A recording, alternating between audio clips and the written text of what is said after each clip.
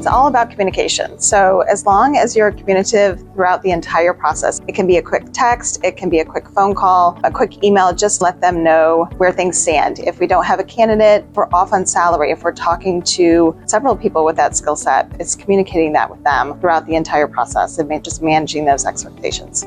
You're getting to know your client and you're becoming an extension of their team. So just managing their expectations on the market, skill sets they have, what the candidate's expectations are. So really just helping them navigate through that process.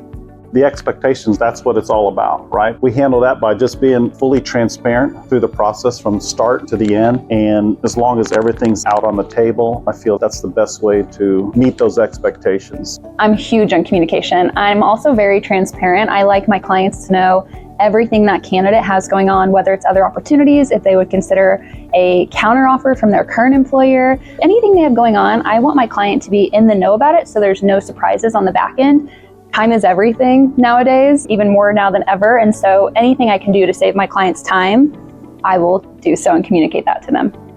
I manage their expectations through a lot of communication, almost over communicating. Each of our clients probably has a little bit of a unique interview process, so we make sure our candidates are well aware of what that process is and just communicate throughout and make sure they know we're with them every step of the way.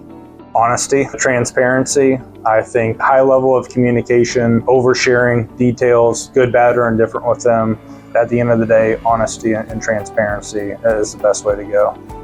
Communication's key on both sides of the aisle, right? And understanding what their process is going to be, what is the best way to communicate with them, whether that's through text or email or phone call, how much time do we want to give them before we get feedback. Also keeping them up to date on where our candidates stand with other opportunities as well and where their interest level lie within the position, I think is a big motivating factor for being a good communicator with both parties.